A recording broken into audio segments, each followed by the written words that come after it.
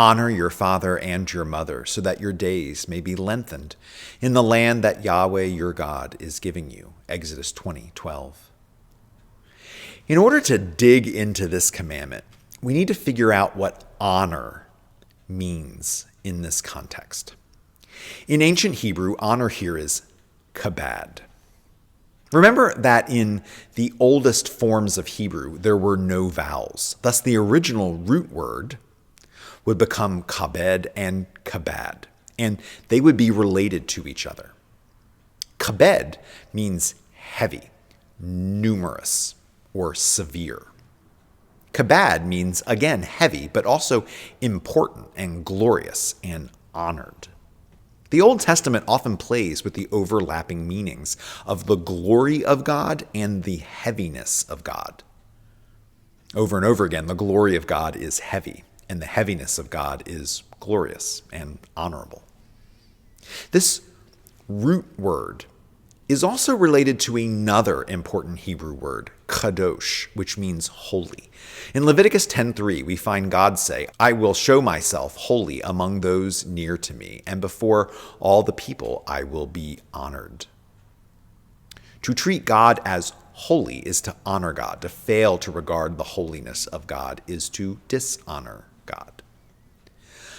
Obviously, honoring God is a major theme of the entire Bible. In the book of Leviticus, there's a strange and sad story about Aaron's sons, Nadab and Abihu.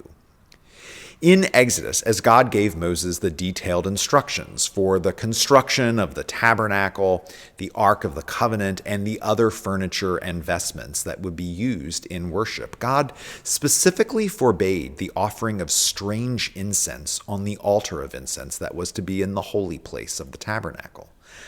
We don't know specifically what that is, but it probably refers to a kind of incense that was used in pagan worship. Whatever it was, presumably the Israelites knew what was meant by it, and therefore they knew not to use it.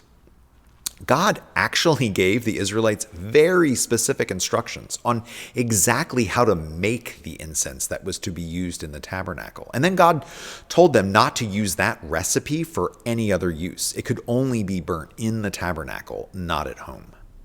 In Leviticus chapter 10, however, Nadab and Abihu offered strange incense in the tabernacle. So let's see how that turned out. And fire came out from before Yahweh and consumed them, and they died before Yahweh. In a flash of fire and smoke, Aaron's sons were incinerated. I know this story sounds harsh to our ears, but it's an example of people not honoring God, and that there are consequences for that.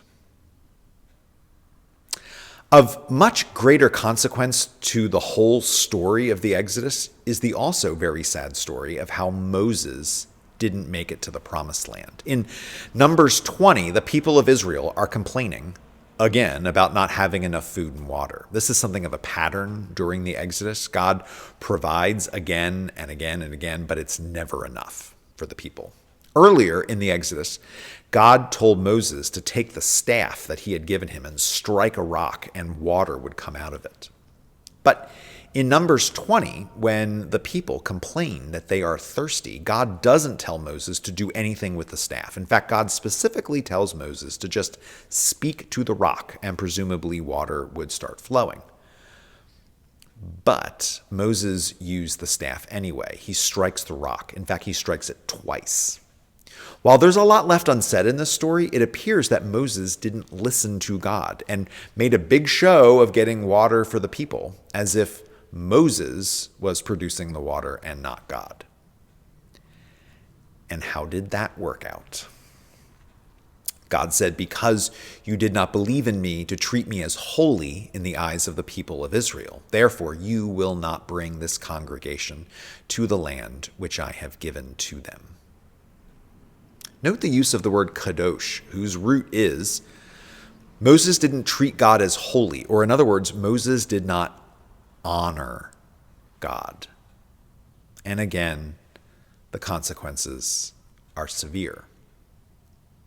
If we take what we've learned here about honoring and bring that to bear on the fifth commandment, honor your father and your mother, then we can see that honoring your parents has something to do with listening to them.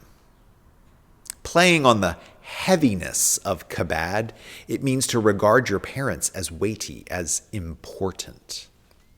Interpreters throughout the years have taken this to further mean that you are to provide for your parents as they age. Over and over and over again, the Torah commands God's people to take care of the vulnerable, specifically the orphan, the foreigner, and the widow.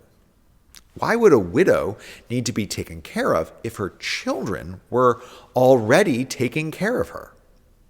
She wouldn't, which would mean that there were a lot of children in the ancient world who weren't caring for their mothers and were leaving them to defend and care for themselves. Thus, as parents age and become more vulnerable, an adult child is to honor them as weighty and important by caring for them wonderfully and sometimes even extravagantly. All in all, I think this commandment has something to do with how God's people are to regard family and elders.